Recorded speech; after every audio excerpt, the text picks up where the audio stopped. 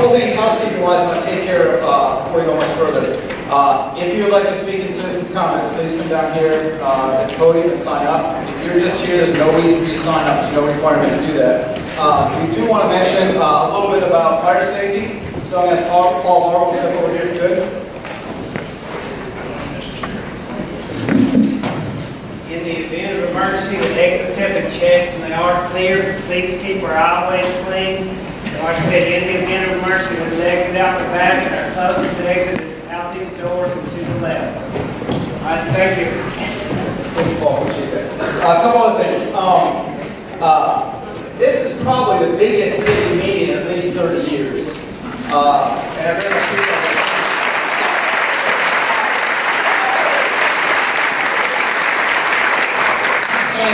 I appreciate that applause, but I also want you to give some applause to Bob Cotter. I'll tell you why. Nobody has had a longer day at this point than the principal of this school, that is for sure. And we appreciate him offering and providing the spot and doing all the work he has, especially him and his staff. And thank you very much, Bob. Let's give him a round of applause.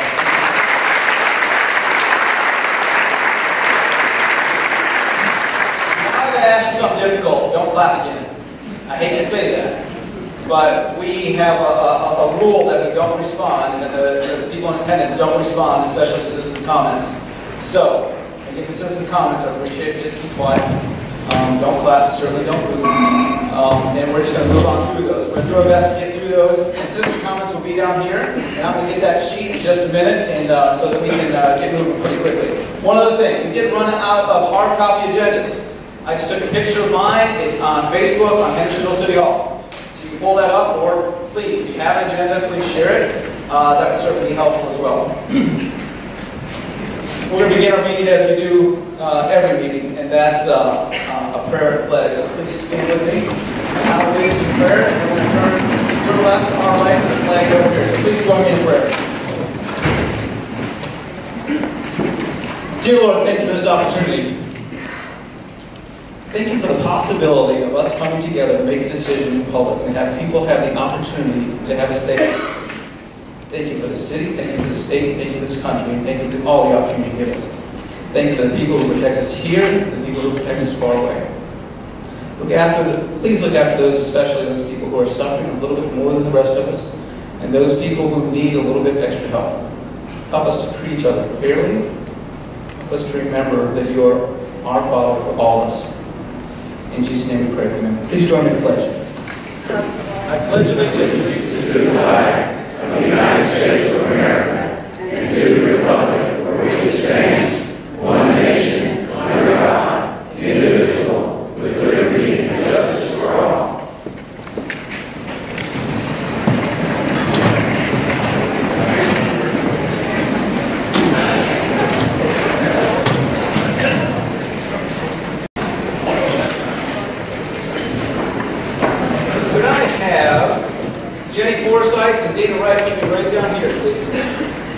Mayor, yes, I need a motion to accept the agenda, please. So moved. A motion, a second. Alderman Waters?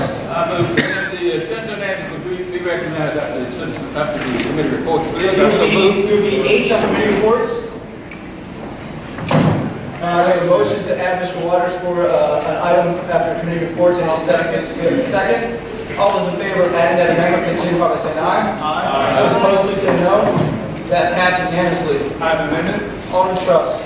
Item E on our agenda went before general committee tonight. It doesn't need to be fast-tracked. I'll be happy to discuss that during committee report or when the item comes up. Help me out again. Which one? Item E. Item E.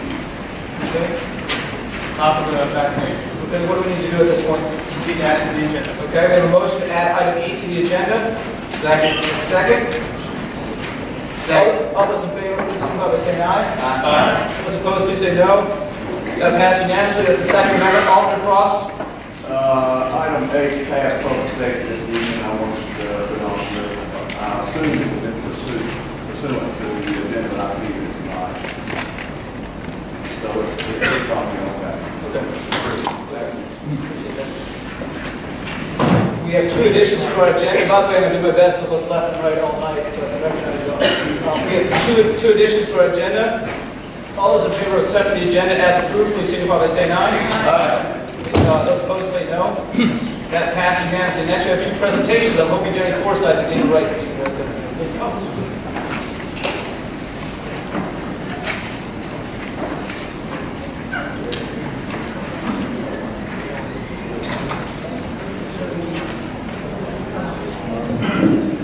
I want to tell you all a little bit about these two.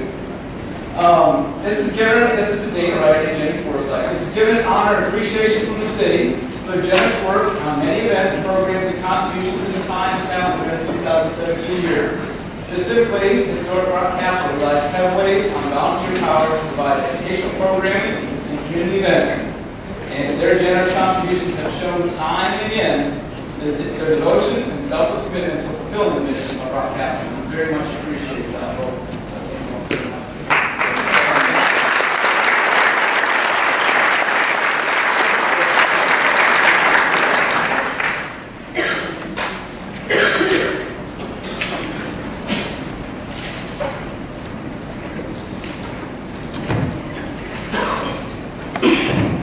Okay, that applause is okay.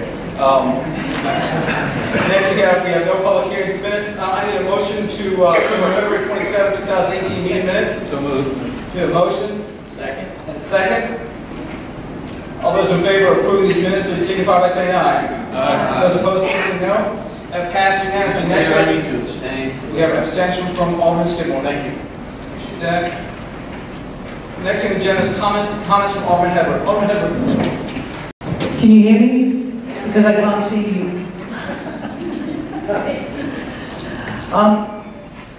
I just wanted to say a few words tonight. This is my final board meeting. As you may or not know, I did resign from my position. I just want to thank all the citizens that voted for me a year and a half ago. Everybody that believed in me and still does. I appreciate that very much. I believe that I have served the city with integrity and professionalism, even in the past 6 or 7 months. Unfortunately, got to be 1% of the people that decided that I wasn't supposed to be in the seat. Nonetheless, I just want to say I've been extremely proud to have served as your alderwoman. I want to thank all the departments in the city of Hendersonville for all the education that they've given me, all the hours and time that they've spent educating me, and I needed a lot of education, believe me.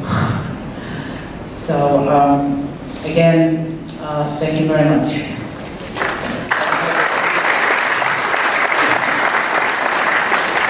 Have citizens' comments. Need to read a couple things here. Speakers must identify themselves by name or address if I fail to do it. Public comment shall be limited to 5 minutes per individual. That time is not transferable to other speakers. All comments are being directed to the chair, to the presiding officer, that's me, not to the aldermen, city staff, or other members of the public. Comments must address issues, not individuals or personalities. Personal attacks shall not be tolerated.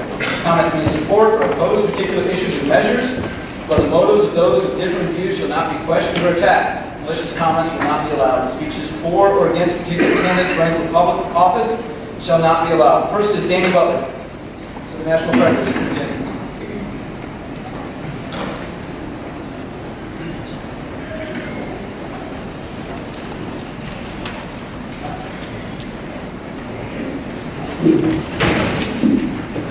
Thank you, Mayor.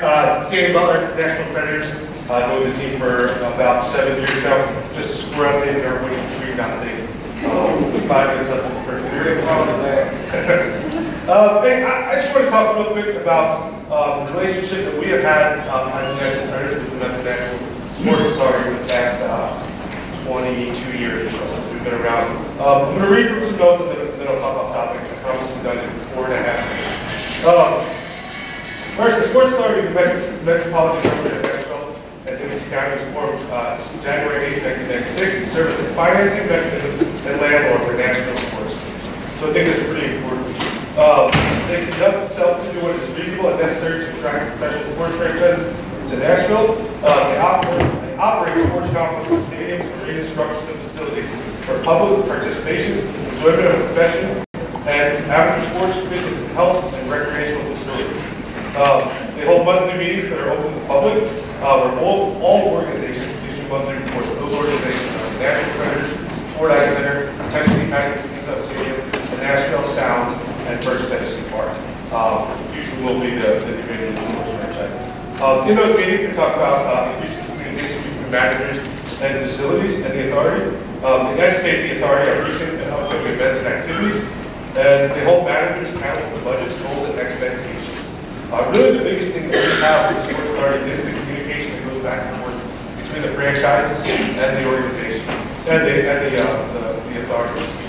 So the biggest thing is to increase that communication. We update on debt of the facility and track our usage charge that takes on the debt of the facility. And we discuss capital improvement plans for the facility. Again, in our 7 years, or my 7 years that I've worked closely with the sports authority, it has been an unbelievably great relationship. It allows for communication to go back and forth from the facility to the authority to the mayor's office directly. So it allows for transparent communication back and forth. So it's really been a very constructive thing to have. The Ford Ice Center itself, the ice rink that opened up 4 years ago, it's been a great asset to have somebody directly with the city that we can communicate with day in and day out with our organization. So that's just a quick update on the sports authority. Williamson County just passed the sports authority last year or a year and a half ago unanimously. I think it's 32-0. So they saw the value in also hosting a sports authority building sports facilities, ice centers, ball fields, football. So, just a quick update on where we are, what our relationship has been with the sports authority over the last 20 to 22 years since the venue was built. I appreciate the time, and I think I came in 5 minutes. I don't know if the press works, I don't have any service. So. Thank you so much. Thank you for having me. Danny, thank you. Matthew Grossler, 170 Smith.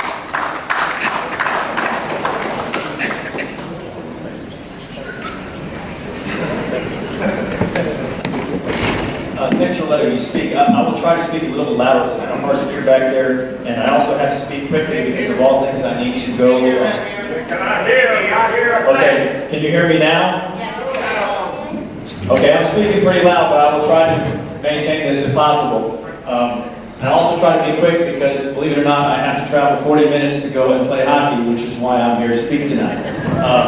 I can personally attest to a lot of things with regards to the need for a hockey rink, and I know that the Sports Authority is perhaps a step to that. I go to Ford Ice Center about 3 times a week, and it is always packed. They have an hour to hour and 15 sessions in each rink with a 15-minute break in between from 6 a.m. in the morning all the way to 11:30 p.m. and sometimes midnight. They run that 7 days a week.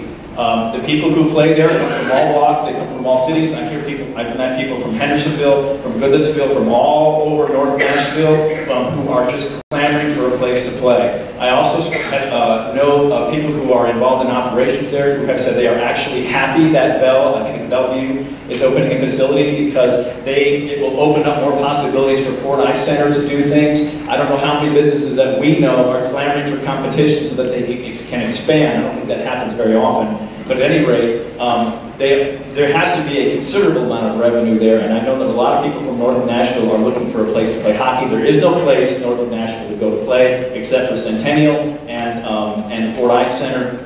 I can also attest to the age groups. People go there and play from ages 2 to 2.5 years all the way up into their 80s. I've met people in all ages between those groups.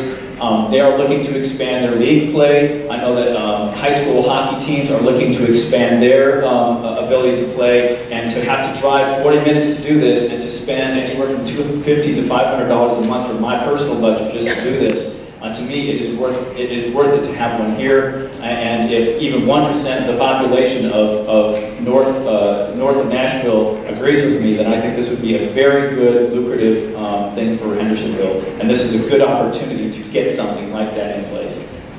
That's all I have. Matthew, thank you. Mike Daly, 161 Dave Flower Drive.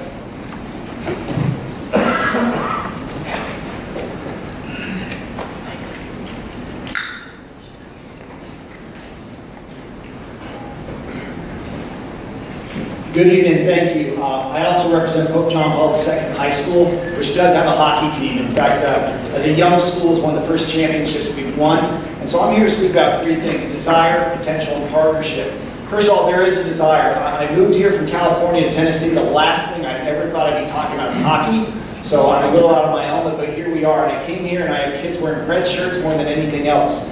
I have students who not only play hockey when we talk about ice, but I have a number of girls who go to the Scott Hamilton Academy for Well Sports Center. So I think it's important to understand there is a desire.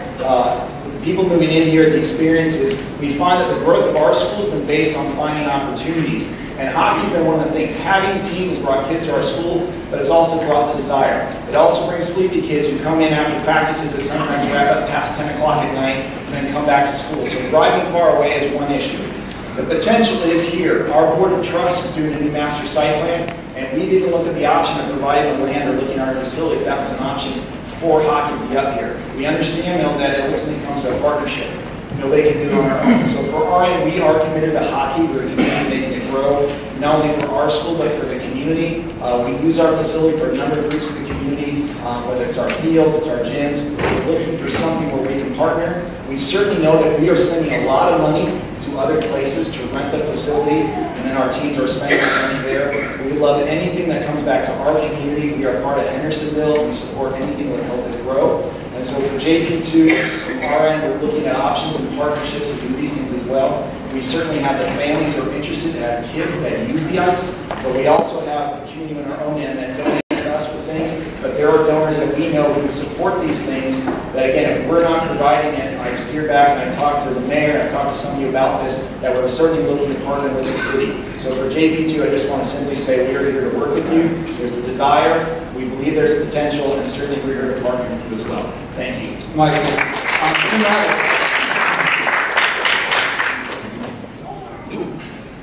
Mr. Chairman, can these people in the back here, can you go back there and hear, way back there, very back? Chief Miller? Speaking of the mic. Chief Miller, can you hear from the podium when they're speaking from the podium? They're saying it's difficult to hear back in the back. So let's have all the speakers make sure you're speaking right into the mic. We'll evaluate that in just a second. Tim Ryder, one-on-one women shot about it. Good evening, Mayor, City Council. It's great to see you all again. I also want to say thanks on behalf of the high school, which I have been a coach at here since 2002.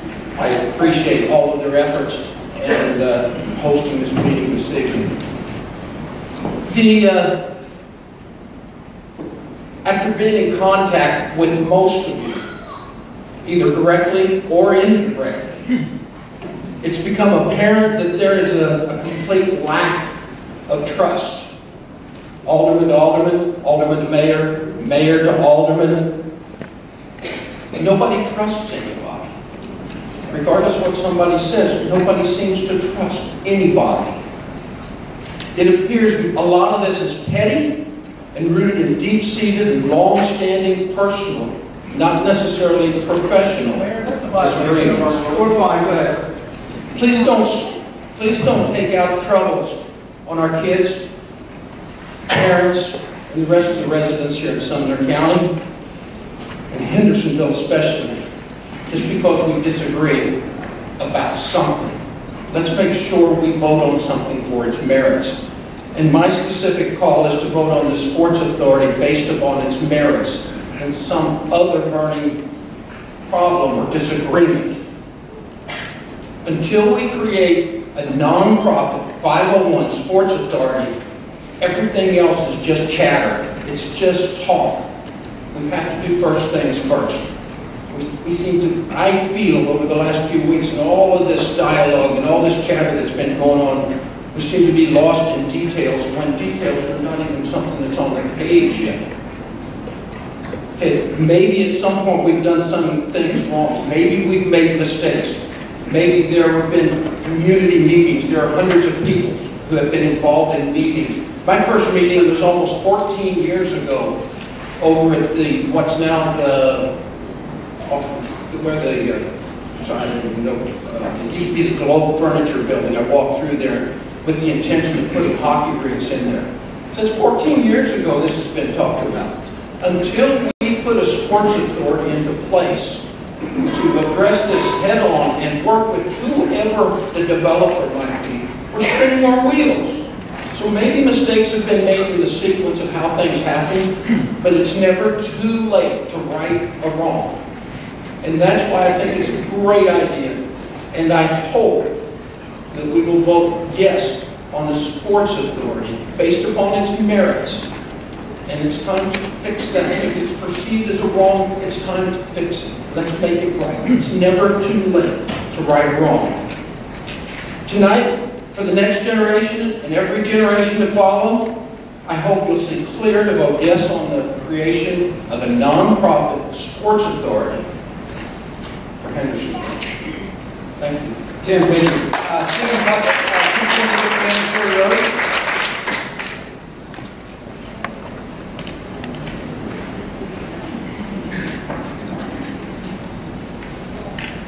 All right, I apologize if I have a soft voice. Mayor, Councilman,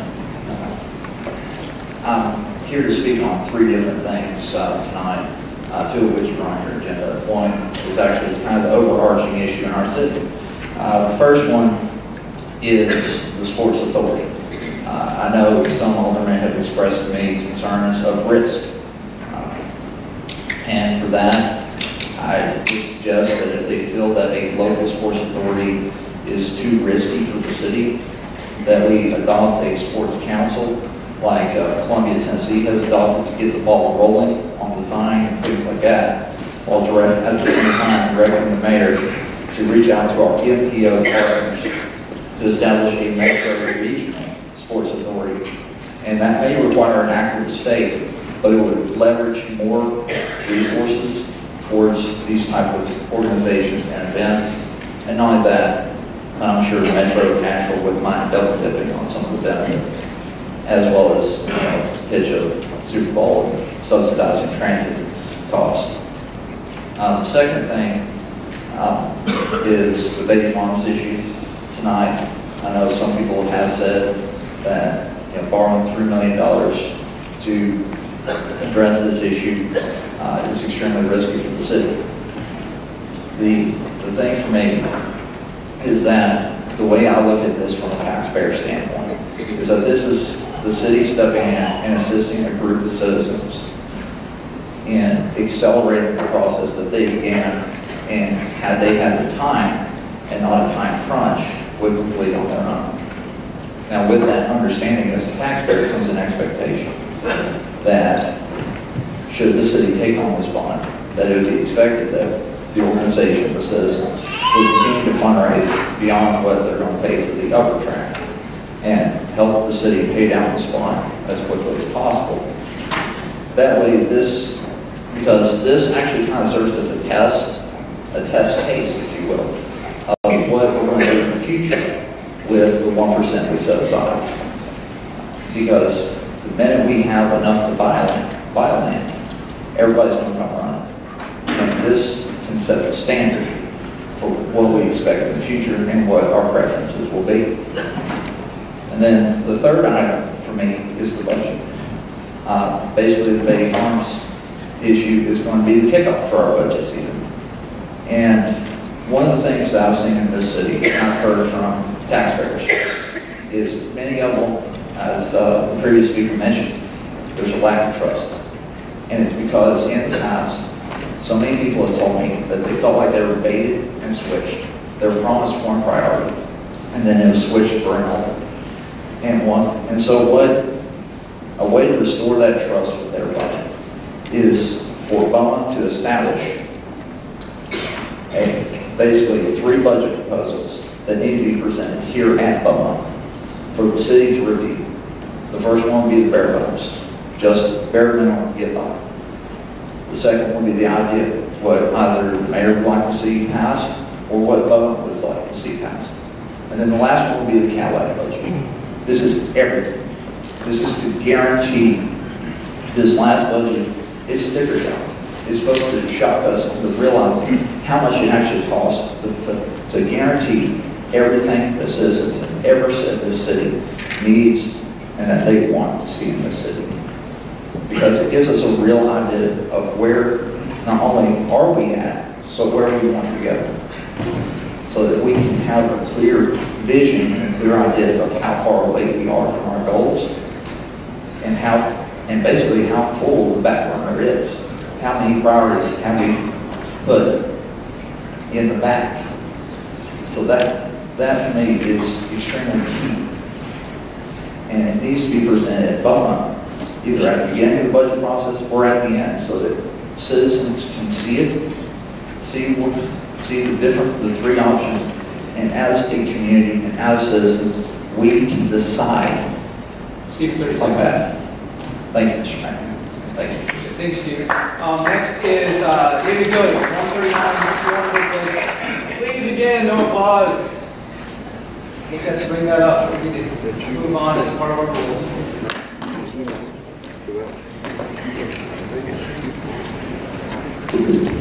Mayor Board, thank you very much for hosting this tonight.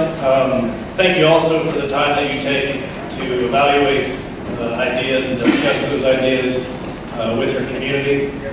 Thank you for receiving feedback from people like myself and everybody else that's sitting here and considering that, weighing it, and making your decisions based upon those. I can't imagine doing that myself. Anyhow, thanks. I want to start with an apology. So I sent you all an email last week that had made an assertion that there were other cities in Tennessee that have a sports authority. And it was pointed out to me that that assertion was incorrect. And I want to apologize to you for that. So right up front, we'll get that out of the way. Next, what I want to do is challenge you. 5 years from now or 10 years from now, I want to challenge you to make sure that the person sitting in that seat doesn't say, I wish we would have done this 5 years ago. I don't come here as an ice hockey coach. I don't come here as somebody who, for that matter, is even playing ice hockey. My sons, they don't play ice hockey. But I do come as a father whose kids are going to get to skate on a new roller hockey surface over at Veterans Park. I want to thank you for that. That opportunity that you provided them, and well, probably the Preds going to the Stanley Cup Finals last year, those two things that really kind of sparked their interest in ice hockey. And there's no hockey here. We all know that. So we really kind of wanted to give our kids a taste of what ice hockey might be like for them. So I want to just give you a quick rundown of what that taste looked like for our family. So at Centennial Sportsplex and Fort Ice Center, they do the public skate sessions. Since January of this year, we've gone to at least 12 of those. On every trip, we probably had dinner in Antioch or Nashville, somewhere down there. We filled up the car with a tank of gas while we were there. And we always saw at least one other family from Hendersonville who was there skating at the same time that we were. Another thing that we did with them is we signed them up for the Little Preds program that they have down at Fort Ice Center. I don't know if you're familiar with that program, but it's a 6-week deal. They outfit the kids with head-to-toe gear. They teach them a lot of the fundamentals of ice hockey, but they also teach them things like respect. They teach them teamwork, and they teach them some other valuable traits such as those. So after that program ended, I think it wrapped up like at the end of February. They were like, Mom, Dad, we really want to play ice hockey. I know we do, but seriously, I'm not going to drive down to Antioch multiple days a week for weeks on end. So we tried to work out a deal with them, and we settled on signing them up for a hockey school this summer. Again, a 1-week school down at Fort Ice Center, where we're going to have dinner down there every night. We're going to probably fill up with a few more tanks of gas while we're down there. I really should probably get an electric car. And so we're going to do that. One other thing that is probably atypical for other hockey families here in Hendersonville or north of Nashville, we went to a charitable hockey tournament out in Colorado. This was a tournament that was put on by a nonprofit organization similar to the Sports Authority that was really raising funds for a life-flight nurse who had burns over 90% of his body when his helicopter had crashed back in, I think, 2015. This tournament has raised over $150,000 for that nurse and his family. And those types of things can happen with charitable organizations who put on events such as that. They can really help out people that, outstanding people, first responders, police, fire, etc. Can really do a lot for them. So really that's kind of our taste of what hockey looked like for our family. It's healthy, it's a community. It establishes connection points. David, 30 seconds. Thank you. You've all done a whole lot of wonderful things for the city, and I commend you for all of those. Again, tonight, I just want to challenge you. Just make sure whoever's sitting there 5 years from now doesn't say, man, we should have done this 5 years ago. Thanks. David, thank you. Jeff Conniff, 108 Hendersonville Drive.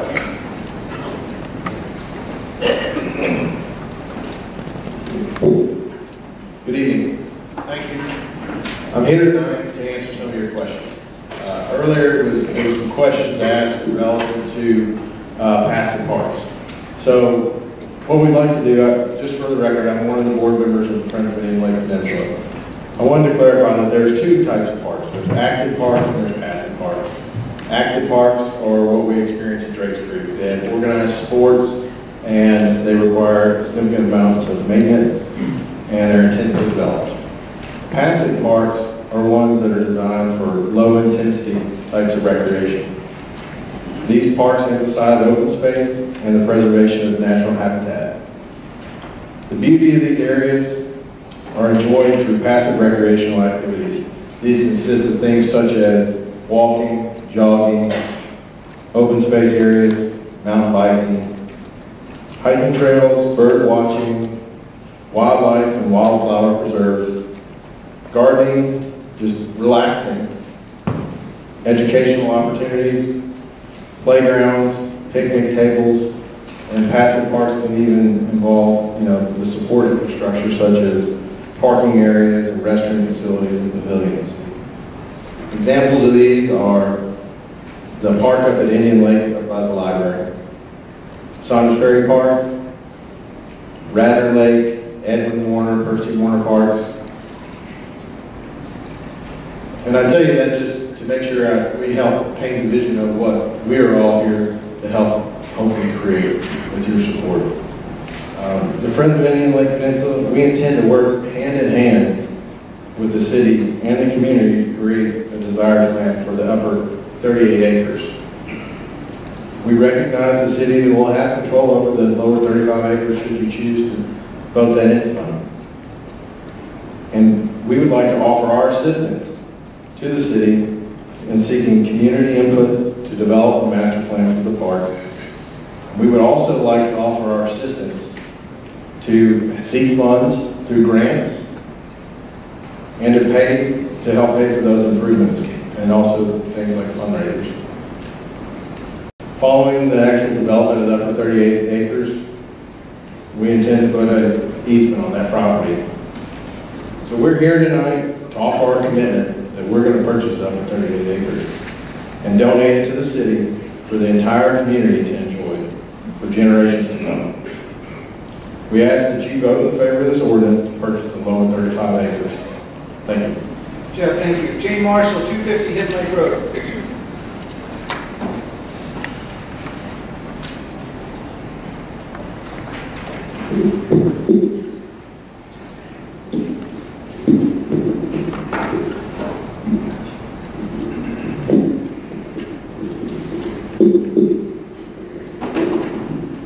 I'm short.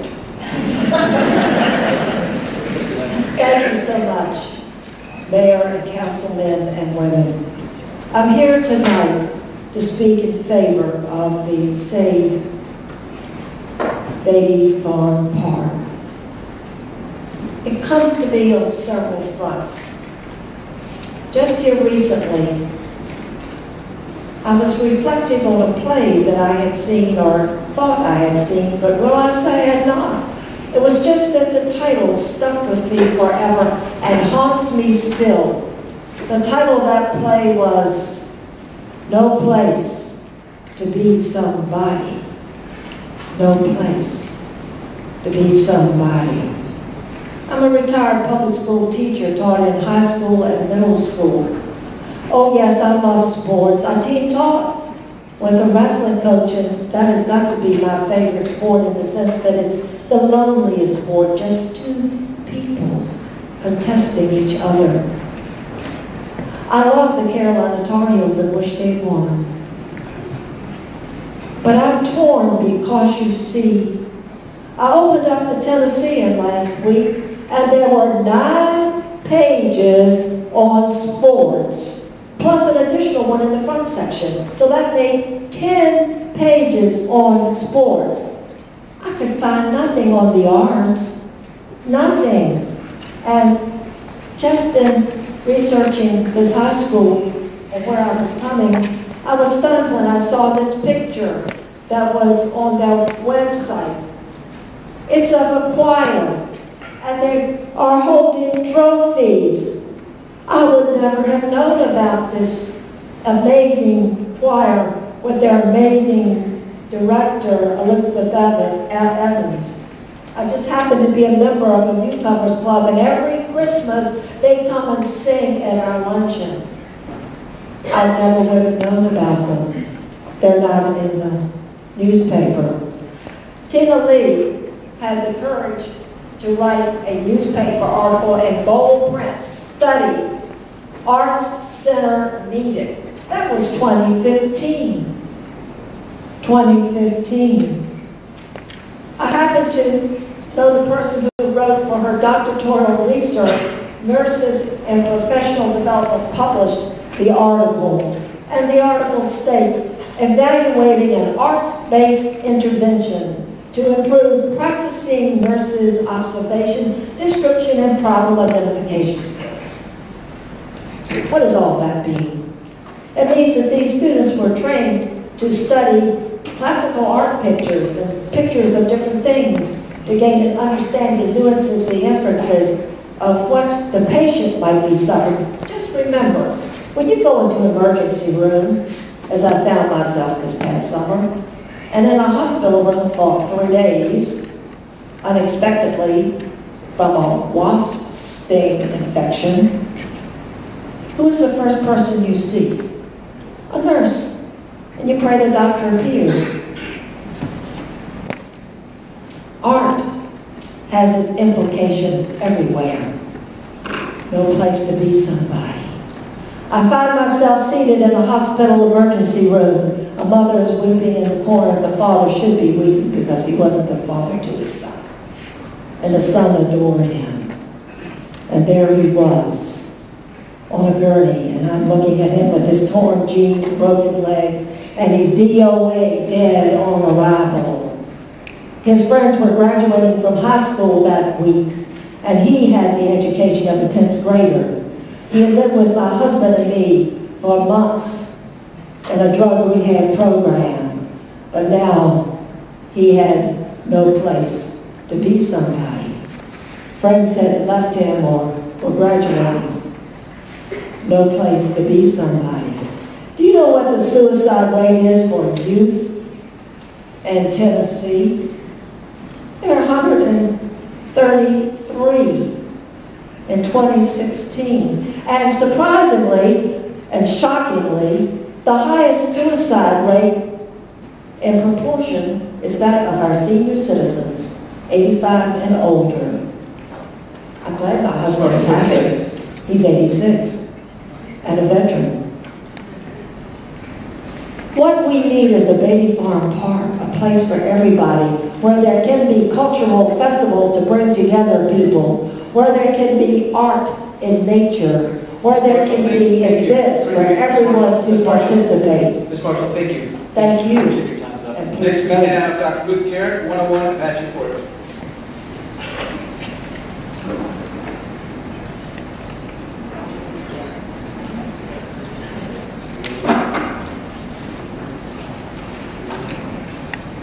Thank you. I'm Ruth Garrett, former resident of Hendersonville, retired and coming back. And I am so happy to be a part of this dream, to see another park developing in Hendersonville, because I walked in the Santa's Dairy Park so many times. And in '83, I'm a perfect specimen of someone who has walked on in parks all over the world, as recently in South Africa, Munich, Beijing, everywhere I go, I visit parks, and it is so exciting to be a part of this movement. Thank you for all that you do. Don't let anything slow you down, and I will be there to support it in any way that I can. I'm also very lucky to live next door to Woodlawn Park in Green Hills now, and every morning I walk in that park at 6:30. And so my doctor says, we can't find anything wrong with you, so you don't need to come back till next year. That's the result of having park facilities available for everyone. So thank you for what you do. Hey, Roman, 104 Stewart Drive, come here.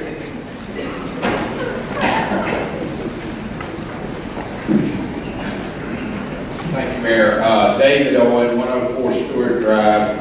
I'm a newbie. I've never done this before. I try very hard to be apolitical. I have the utmost respect for what you guys do and the contributions you make to help think about Hendersonville, the wonderful place that it is. I've had the good fortune to live here for 34 years. My wife Bonnie probably taught half of you guys, and we live at 104 Stewart Drive. And obviously, the baby farm issue is near and dear to our hearts, and that and we're kind of torn. I'm an entrepreneur, a businessman. I believe in progress. I believe in developing the community, but I also believe in balance. And from a very selfish standpoint, the proposal that the developers put forth would basically condemn 15 or 16 houses on Stewart Drive without eminent domain, turning what we've lived in for 34 years into a thoroughfare, another major drive, and constant construction on not only the lower side, but the upper side. I think that anybody that would look at the upper part of the baby farm as a potential development area has got to be really, I don't know, from my point of view, not thinking very clearly. The development of that property will make another bald head up on that deal. The high density development plan is, in my opinion, not in keeping with the integrity of that peninsula. And at the very least, the upper part, which is rocks and woods, take those trees down and let that water come down on top of my house and the other people down in that valley. And you literally are condemning our property without eminent domain. From a personal standpoint, obviously I'm not for that. I think the proposal that's been put before you guys, and I totally respect, by the way, whatever decision you make tonight, because you're in a tough spot. But I would like to recognize what this community has done in a very short period of time. You would very rarely have a group of people come together and raise the kind of money that they have committed to make that upper part of that development, a vista and a park. And totally support it. I hope you guys will make the right decision. Thank you. Mr. Owen, thank you. Joe Aldrich, 125 Windhurst Circle.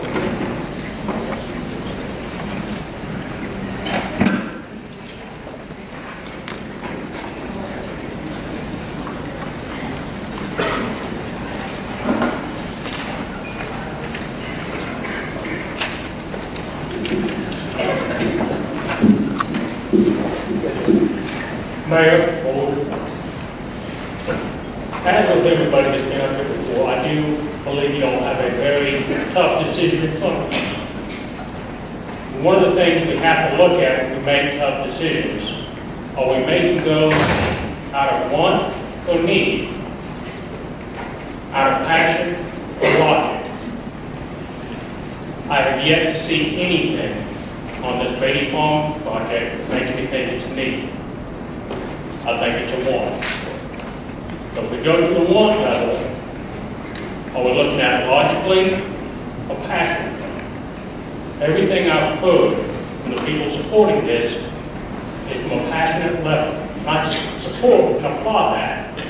The problem with it is when you apply logic to it, it falls apart quickly. I have yet to see anywhere why we should buy this property at well above the appraised value. That doesn't make sense to me. It didn't make sense to me last week. What I'm going to encourage every member of this board to do is first listen to the people that put you there. Listen to your constituents. I have asked them to reach out and talk to you and to contact you. Listen to the people that put you in those seats and vote as they have asked you to vote. If this passes, and it passes because of that, I have no recourse and I can do it. But if we pass this, and it wasn't based off the people that you represent, if you leave this meeting feeling like you did not give them the due diligence they deserve, then we failed. I know my old women know where I stand on this. So I just ask you to please listen to the people that put you in the position they've asked. If they're for it, then they're for it. If they're against it, they're against it. You need to vote for it, regardless of whatever feelings you have for this. If you support it, but the people that put you in that seat don't, you need to vote no. Thank you. Sure, thank you. Next is Billy Gregg, 1209 Center Point Road.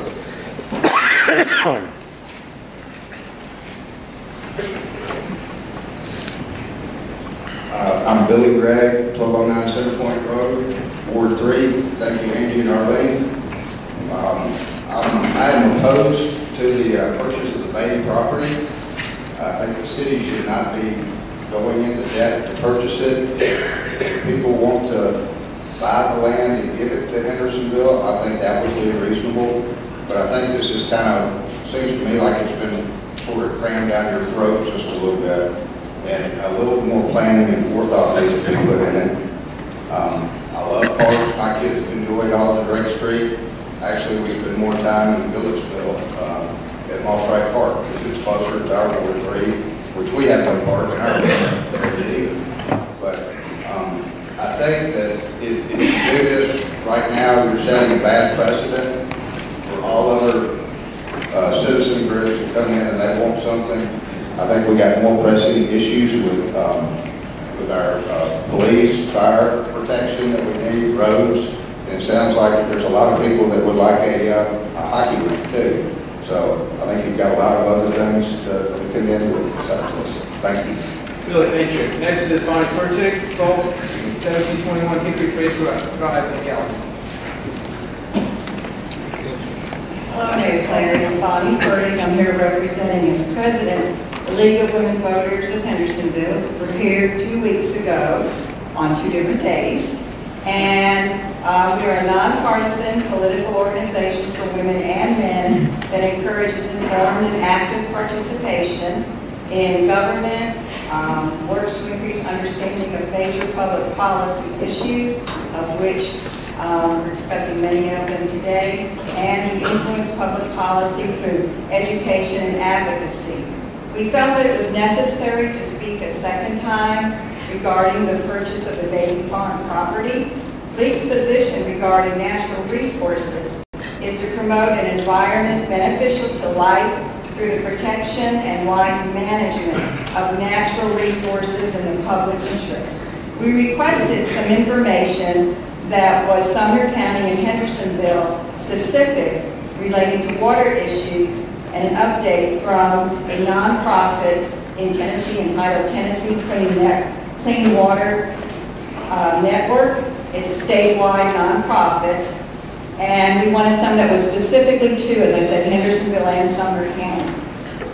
They stated that specifically in both the county and the city, polluted streams are the result of urban runoff. And that was, of all the things that were shared with League, were that it's from urban runoff.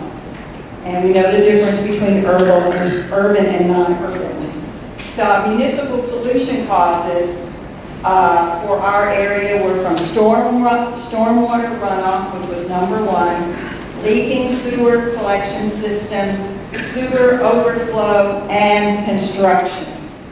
These result in sediment, E. coli, nutrients, habitat alterations, low dissolved oxygen, and the loss of biological integrity in our streams, ponds, and lakes. These the solutions for addressing Hendersonville's polluted waterways were to decrease impervious surfaces, so probably like gravel, or there are different types of asphalts available that would let the water trickle down. We don't want to be another Houston that's all concrete. To increase the water retention through forest pavements, stormwater gardens, green roofs, retention ponds, floodplain protection, and wetland protection. 4 out of 6 of those suggestions can be attained by reserving the Baby Farm as a passive green space. So we thank you for your time and attention. Bonnie, thank you. Next is James Stocks, 104 Downingport.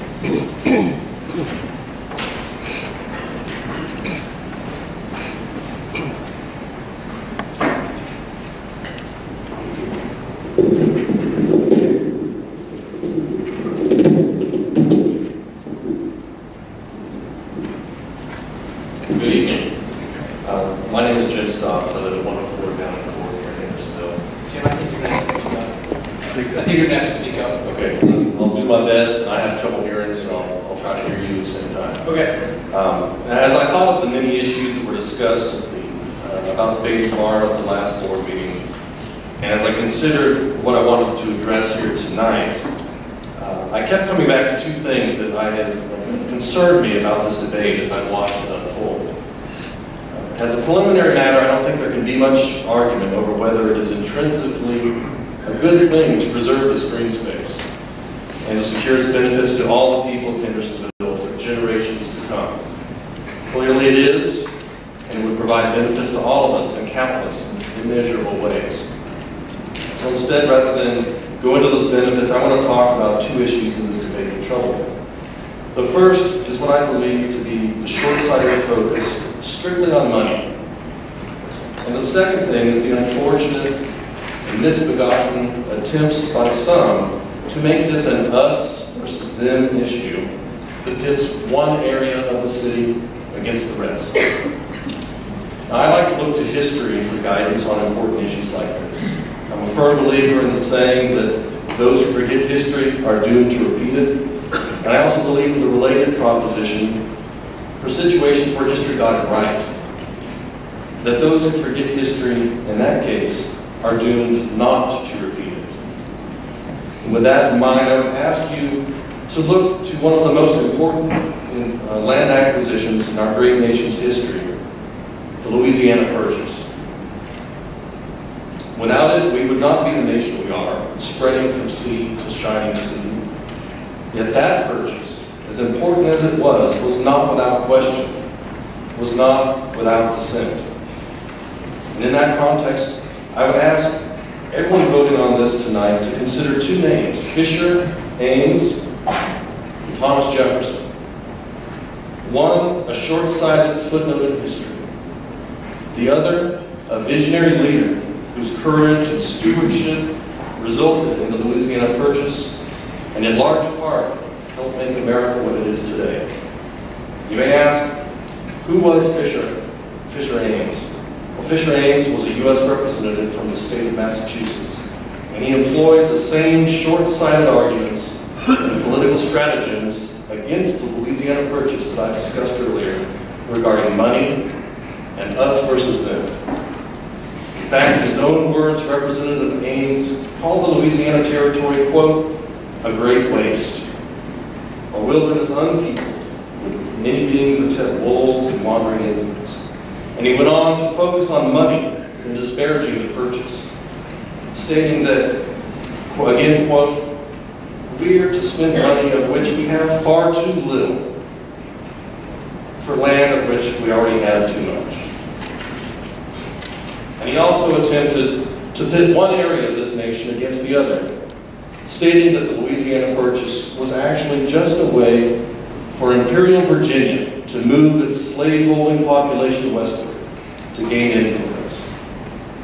Well, I think history is pretty clear who was right.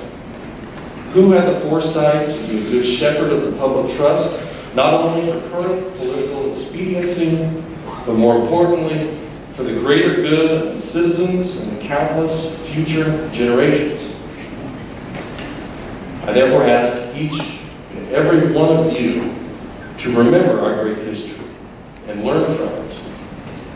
To be that same good shepherd to all of us here today, to our children, to our children's children, to exercise that same wise foresight and be a Thomas Jefferson, not a Fisher Ames.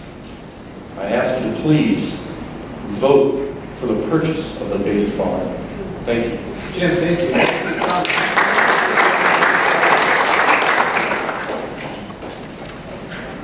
Scott Mashburn.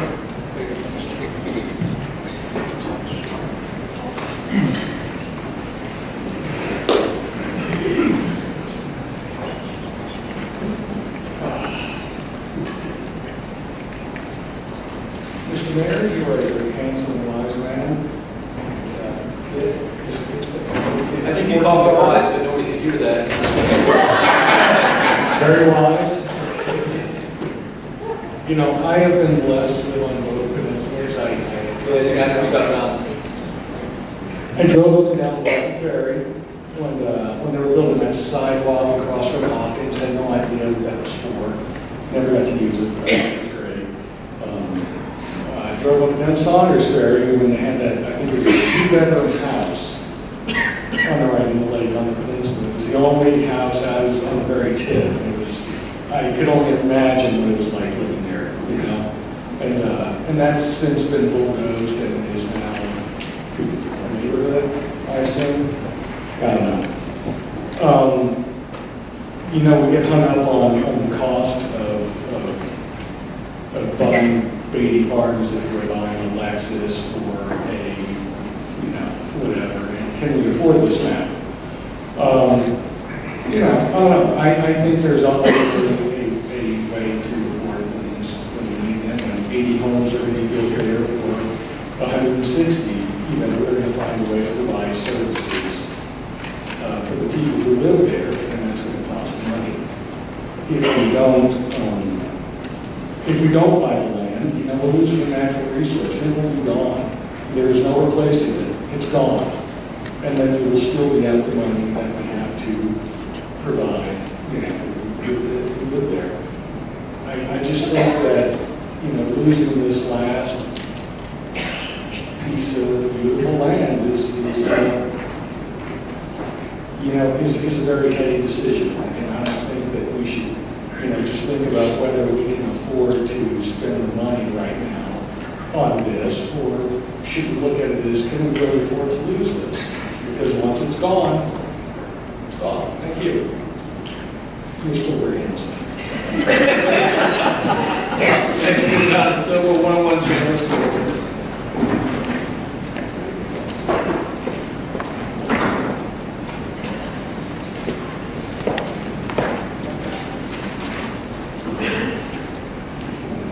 Good evening, everyone. I do want to mention one thing before I go into another subject matter.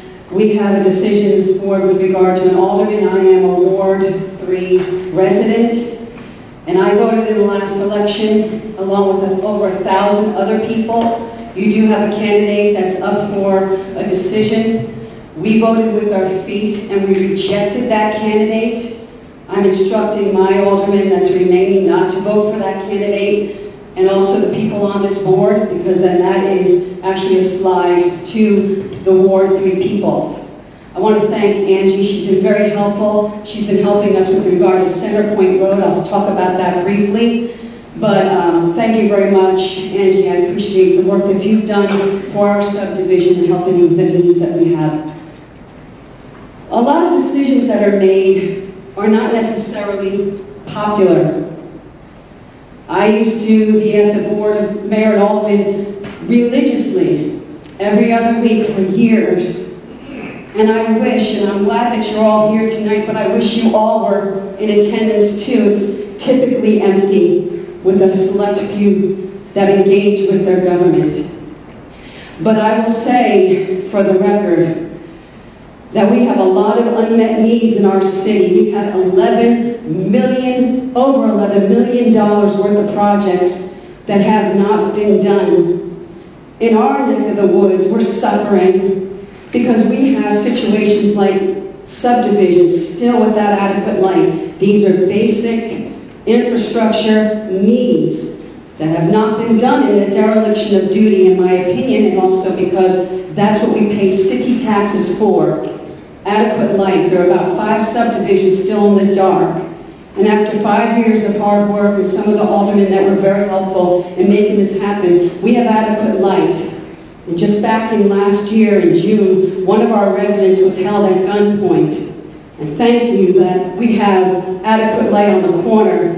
Our resident was able to take a video of that. It helped the police to capture the thugs. It's evidence in a court of law. And we are now safer because of it. Every subdivision should have adequate light. They don't. Center Point Road is a dangerous road. It's a fatal waiting to happen. We just had another accident. A woman hit the tree. She was in the hospital. I approached the safety committee on this. These are basic safety issues. We didn't come to this board and ask for you to purchase the land in which 330 more homes with up to 1,200 more vehicles passing on a very unsafe road. We did not do that. That is land that's gone forever with a lot of high density in an already overpopulated section of our city. I serve on the board. I know it's difficult, but you cannot, with a Corolla budget, purchase a Cadillac. Now, I'll also make sure that when you are buying something, you shall not pay over the amount for it with interest on top of that. I have asked aldermen with regard to this, how much is it going to take to maintain every year? And my estimates, because I maintain 10 acres of green space and also looking into the green space in this area, it's going to cost us over about $160,000. That's not including the other amenities on this land. That is basic with regard to lawn care, insurance, etc. I have spoken with my Ward 1 alderman, because I have property there, and I've spoken to my Ward 3 alderman to reject the Beatty Farm. And until you have all your infrastructure, your $11 million, you shall not be doing these types of things. A lot of decisions were made years ago, and these are the things that are now coming to haunt us. It's unfortunate, but this is where we are. I also have in my possession something that's very unfortunate to me, and I still have a lot of questions. Back on 12/22/2017, $1,500 was done for appraisal. I also have in my possession $1,432 for postcards. Back on 12/21, 4,000 postcards, my tax dollars went to that. I have no understanding how this possibly can happen. And then $618.79 on 12/27/2017 made to an individual by the name of Leonard Gentleman. How can my tax dollars go to this? I have a lot of unanswered questions, and I do ask to vote no. Donna, thank you. Next, we have Allison Offit of 670 Cumberland Hills Drive.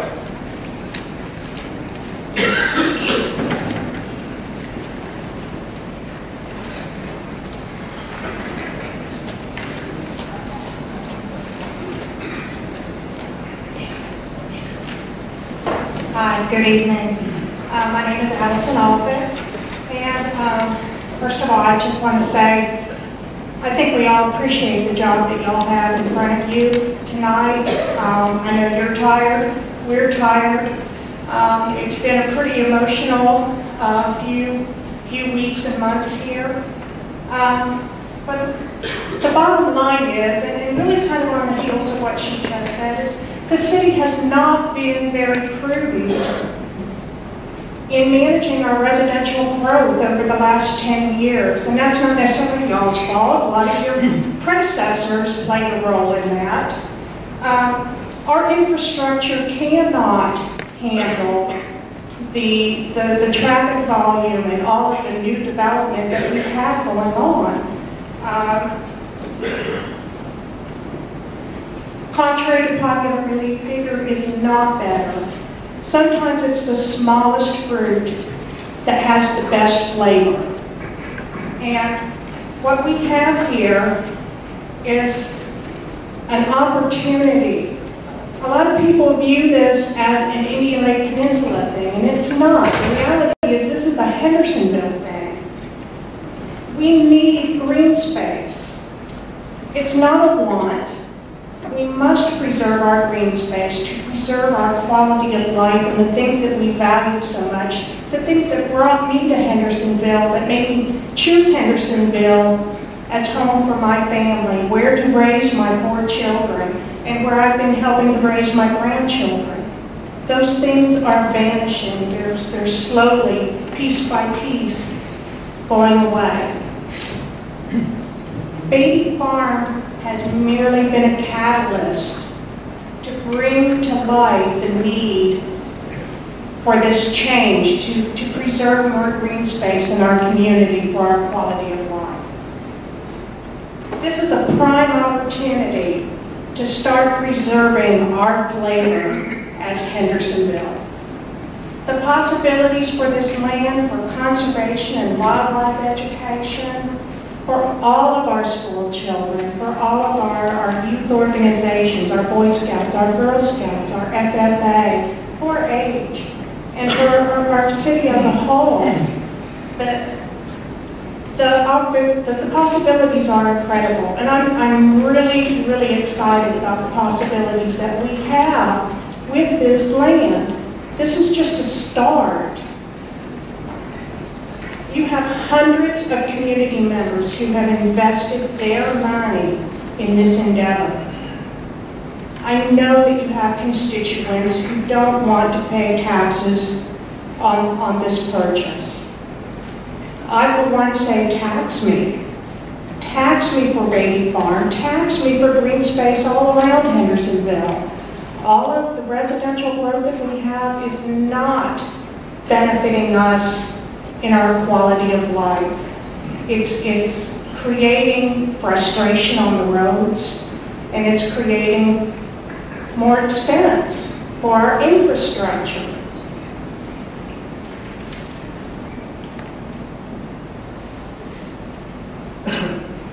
I apologize. My anxiety is through the roof. You're fine.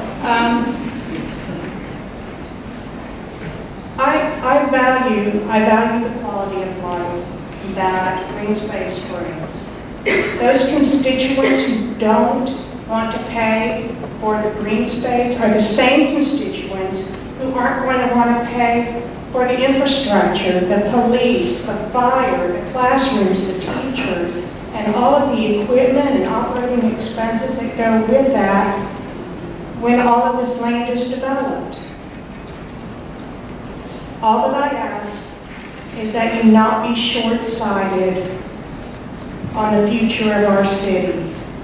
I think that's been overlooked for a number of years now. I ask that you base your decision on what is in the best interest of our city long-term. 30 seconds. and not on a few votes of constituents. Thank you. Allison, thank you. Next is Alana Evelyn, and Alana, I need that address.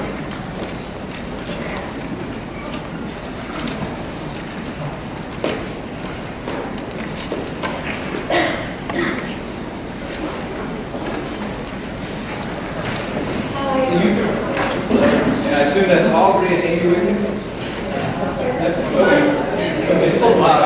Alana, give me your address. 121 Nathan Forest Drive. Go ahead, thank you. Hi, I'm Alana Evelyn. I'm the Vice President of the Hendersonville FFA chapter, and our chapter is actually the largest chapter in all of Tennessee. And even though we are the largest chapter with over 400 members, not a single member lives on a farm or is even close or local to a farm. And so with this opportunity to purchase the baby farm, we have the opportunity for our FFA to be a part and experience what a farm is and how it works. Sorry.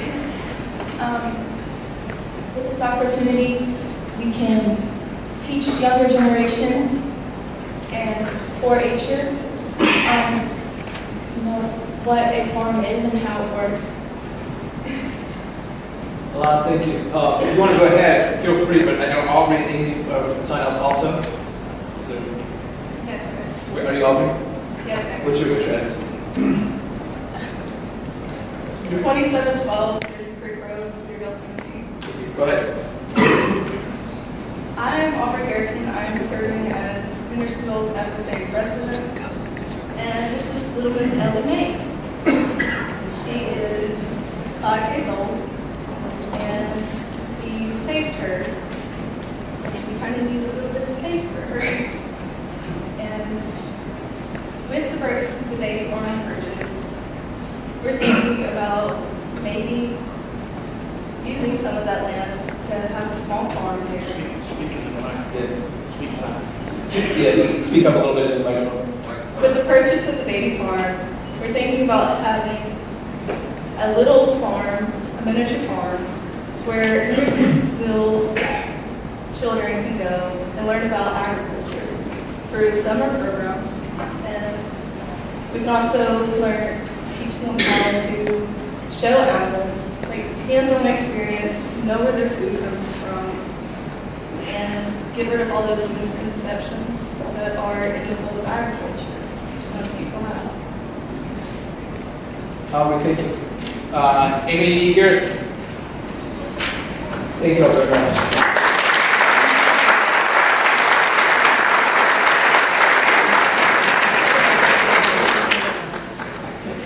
My name is Amy Garrison, and I'm a teacher here at Hendersonville High School. And I would like for you to imagine where high school students are able to see real livestock, conduct real research, train for real jobs, and see the accomplishments that come from hard work.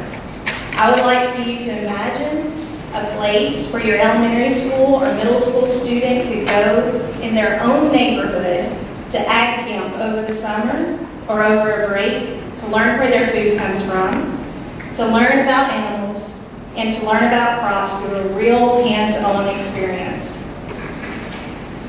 I grew up in the Sumner County High School Ag program, and I've been teaching at Hendersonville High School for 3 years. As Coach Stevens pointed out at the last meeting, we do have the largest agriculture program in the entire state of Tennessee, and not one of our 438 students live on a farm. Although we teach 12 classes in 5 different pathways, our animal science program is the fastest growing program that we have. Currently, I'm teaching the first ever large animal science course in the high school's history. Large animals here at Hendersonville. Kind of ironic, huh?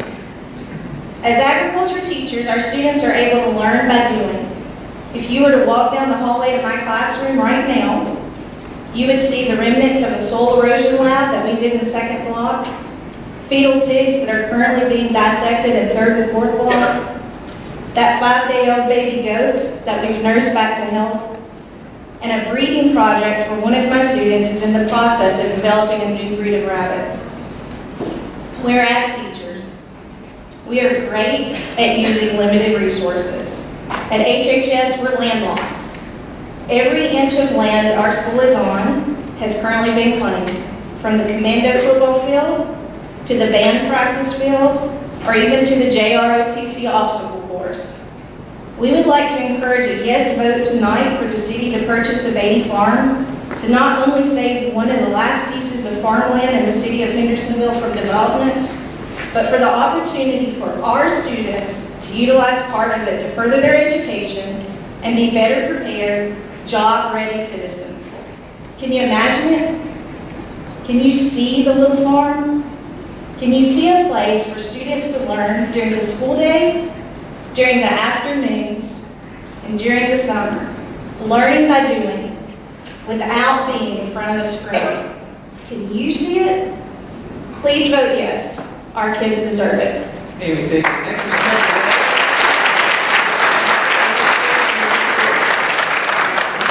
Kevin Willis, 106 New British Court. Amy, thank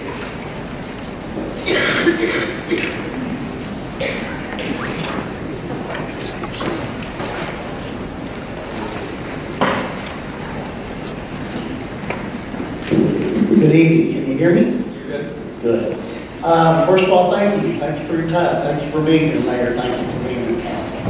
I know it's late, and I've got a lot of work tonight to do, but I come to speak to let you know that I wear this badge real proud. And I'm proud to be able to be a part of something that I feel is so important to this community.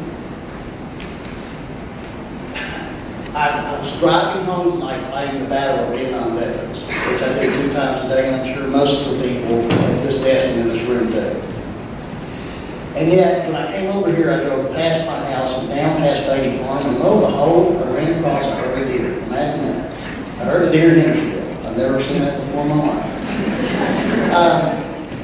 But I want to know, why do we live here? How long have you been here? I moved here 20 years ago. The first restaurant I ever ate at was Loco Luby's. I'm still trying to figure out why they had that name. But it was a very, very special community, and I've seen this community grow and grow and grow and grow. Every time I used to come home, I had to get off Calvin Lane and almost get hit by a train 3 times. Okay, I've seen this community grow, and it's a wonderful community. Both of my boys have graduated from this very high school. I took a place in this very room. I love this town. I love Center Point. I love the whole town. What are we living for? When is growth a good thing and when is a bad thing? I've heard the question asked on this very podium tonight because I wanted to listen to what other people had to say. So, what is the difference between a want and a need? I want us to have the need that people that want to come and live here want to do so because it's a great place to live. This is a great place to live. I've seen it grow, and I love the growth. But I don't know about y'all, but I'm not crazy about Vietnam veterans every day. And with that land being developed at 200 houses average, 2 to 3 cars, we're adding how many cars for Vietnam veterans every morning and every evening? I mean, at what point in time does growth become not such a good thing? Land is valuable. It's an important thing in our lives. How do we use it? You have such a tremendous responsibility, and I am so proud of the job that y'all done. I know that these decisions are hard for you, but where do you live? What does your home look like? You know, that's what we're really here for. Again, what's the difference between a want and a need? Is this really a want or a need? Or is this something our community needs? Just for the very reason that the Hendersonville High School FFA came up here and said, we need a place to grow and to teach. And I'd love for my kids, I'd love every morning to go past that farm. And if we need help to clean it up and whatever, I gotta wait here. I'm here. I'm wearing this badge. I'm not saying that this is the beginning of a commitment, but a commitment for life. I'm here to do what it takes to make sure that this town grows as a proper man. Thank you. Kevin, thank you. Next is Bill Whalen, 214 Cherokee Road.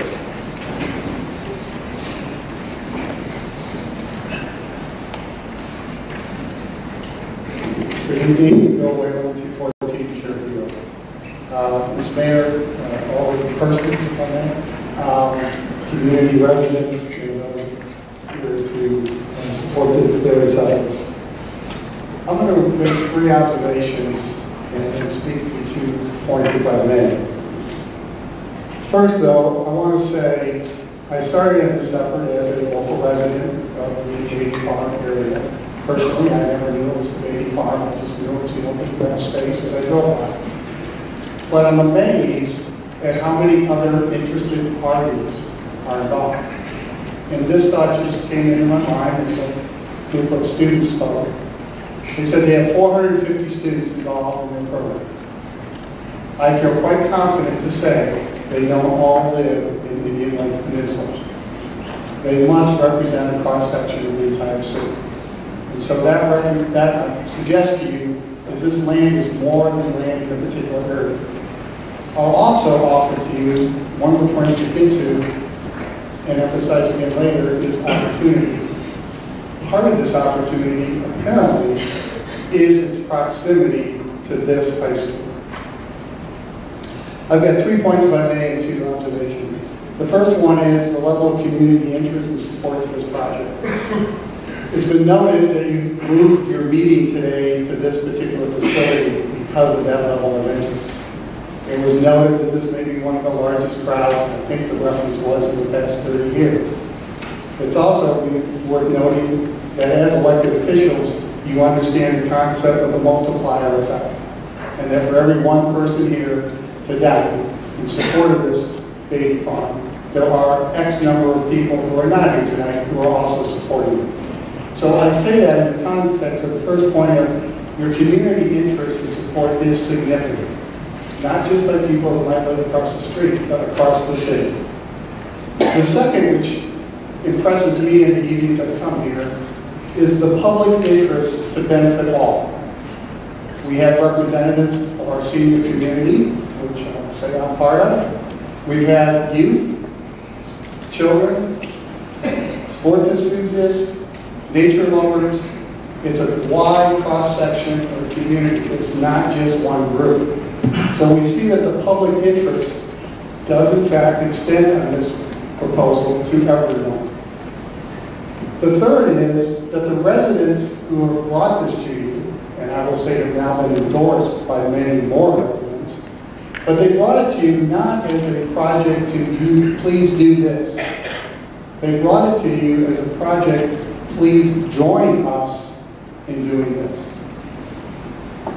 It's a unique opportunity, I'll suggest in civics, that the residents come forward and ask their city to do something, but at the same time say, and here's $1 million to do. And I believe, my understanding of the website, that almost $500,000 already is checks in hand of people who are pulling up the money. So that interest is unique, not asking you to do it, but to join us in doing it. 2 other items. For many of you, it's a business decision, and a business decision is an important one.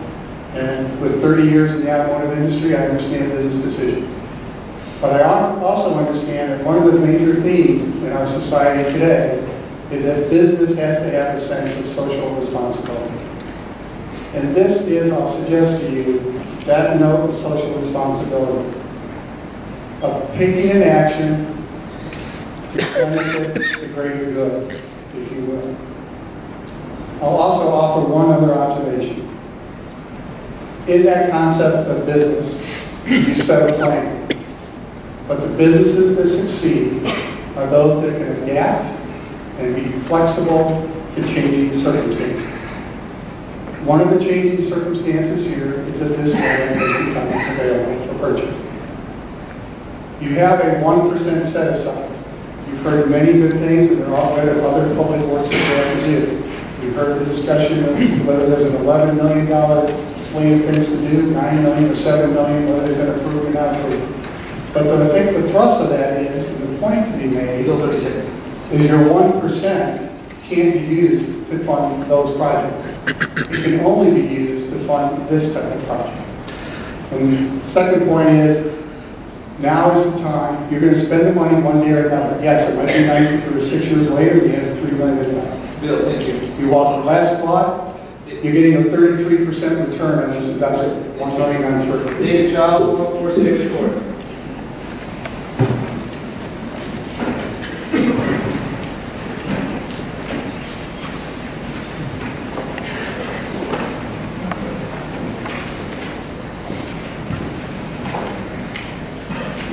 I just got in from Memphis, so I'm a little tired, didn't have time to prepare, won't fly by dip.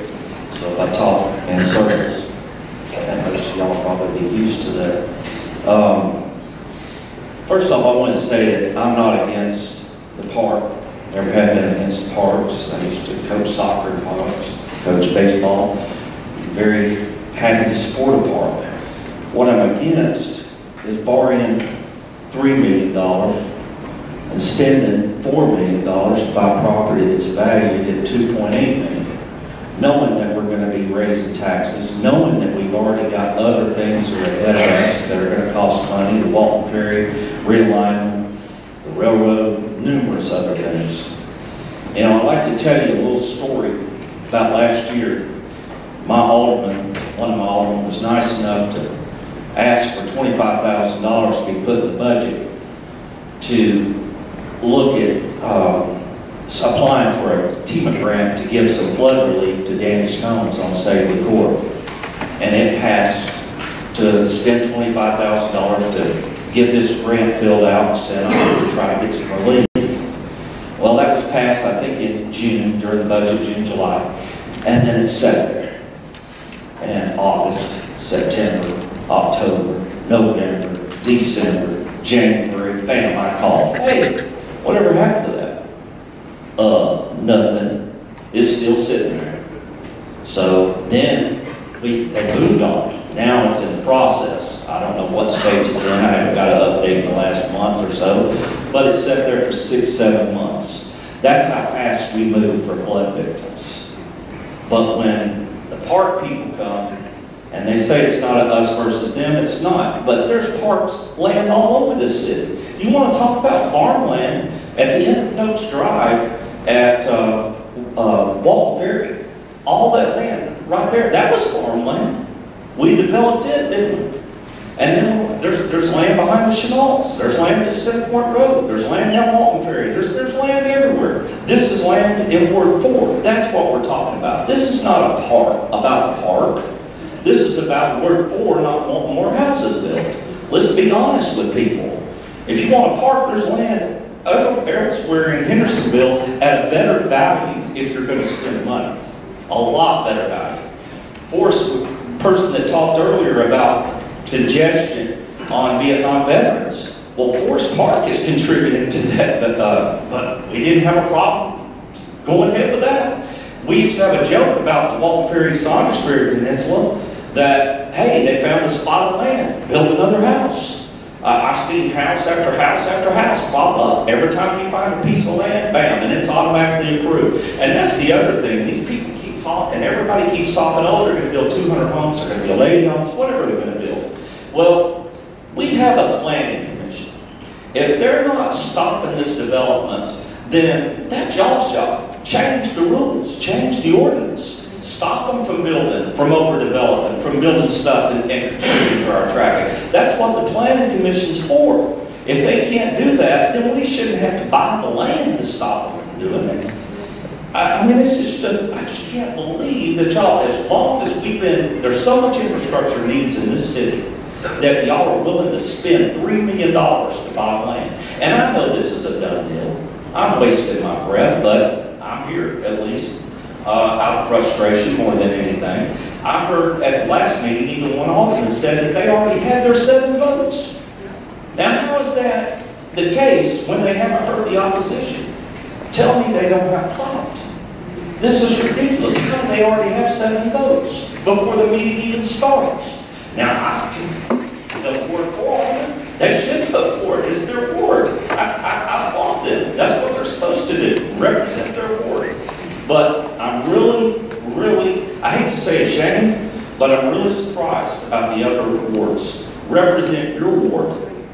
represent the whole city. You say this is going to benefit the city. Thank you, sir. I don't think it's going to benefit the whole city. I don't plan on being there. I went down to Saunders, which is a passive park one day, and tried to have a picnic about 8 years ago, and I ran off by people playing frisbee golf. But who knows what's going to happen in the future. But it sounds like they've already got plans for it and everything else. I'd like to say more, but time is limited. But please vote for your constituents in your ward, not for just Ward 4. Thank you. David, thank you. Next is Lori Corbin, 575 Kennedy Road.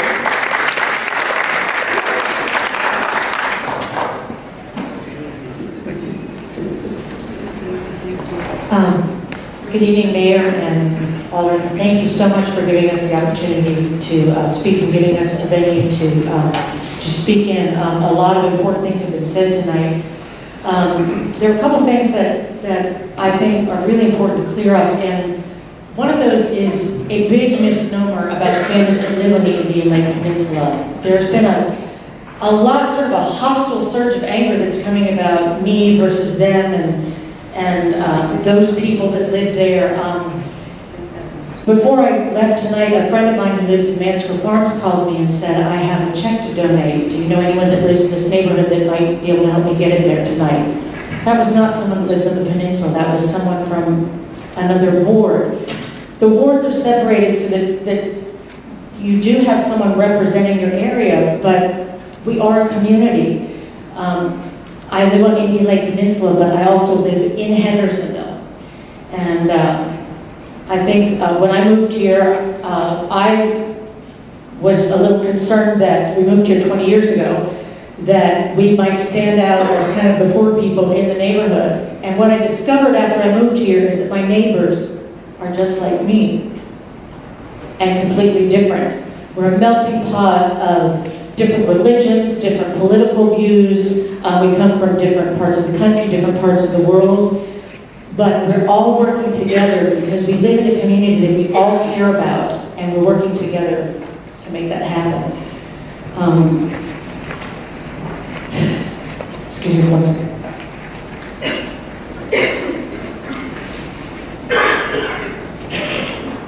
As I was getting ready to come here tonight, I realized that I don't really have any green clothes.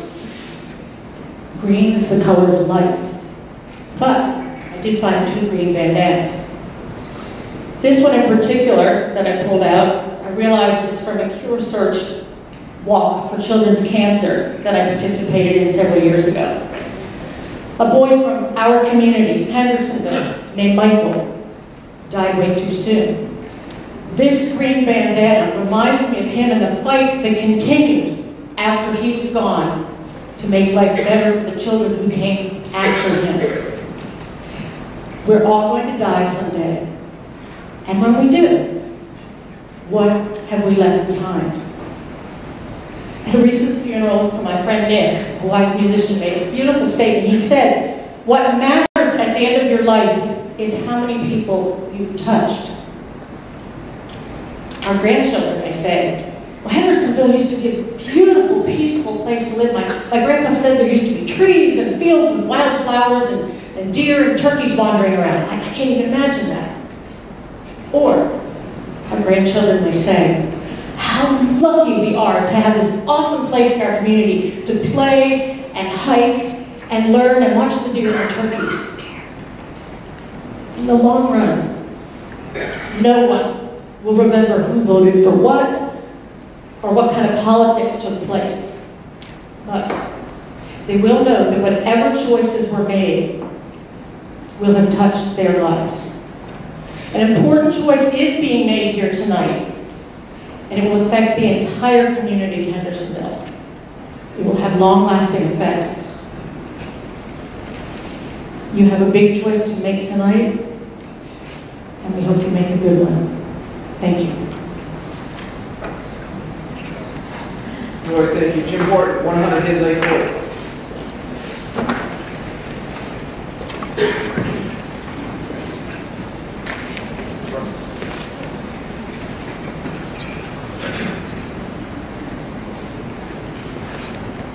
Thank you very much. Thank you, Lori. wake up.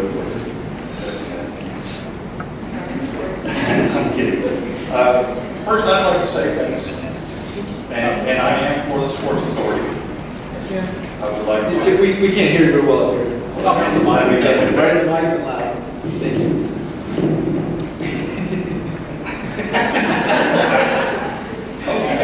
Go ahead. Thank you. I want to say I am for the Sports Authority. I say vote yes and bring it on. It's something the city needs. Also, would like to thank the gentleman wearing a green hat for wearing green in support of Baby Farm.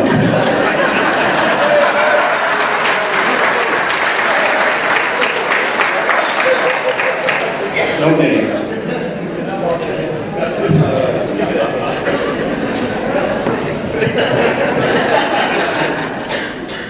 I don't see any green socks, so I think everyone else is safe.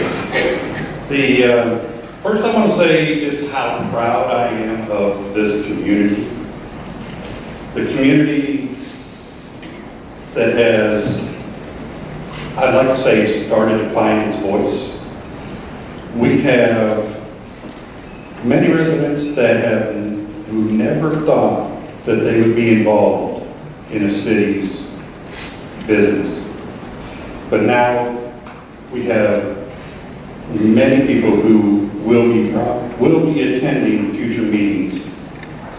And I think that's a wonderful thing for the city and for the people and for the future. I'd stop short of calling it a grassroots movement because that may not do justice for people. And we've heard a few of them tonight that have come before you on numerous occasions and spoke for their wards and what they feel is worth their voice. But a couple thousand more friends probably wouldn't hurt, though, would it? That's just a minor count of how many people we have supporting baby farms. And no, they are not all Indian Lake Peninsula residents.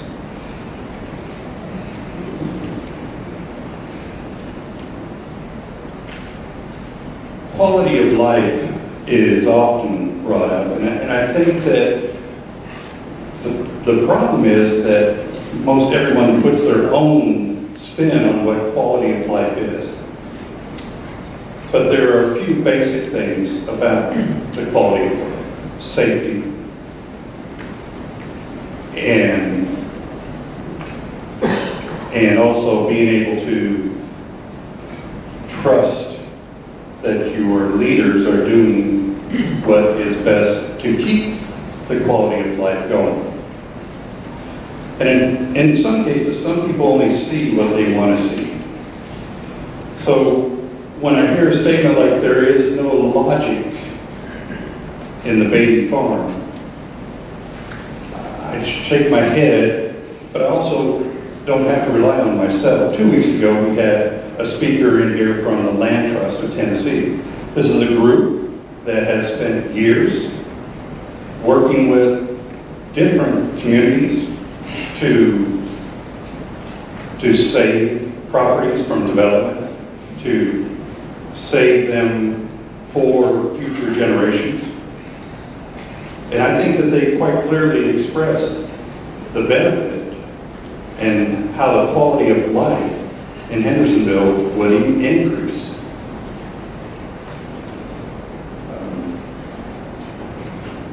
One thing that I would also like to do is, in support of not pointing this out as being just a Indian Lake Peninsula issue. Jim, 30 seconds. Thank you. We received communication from some folks in Williamsport, Tennessee. I'm not sure if anyone knows where that is. It's way down by Murray County.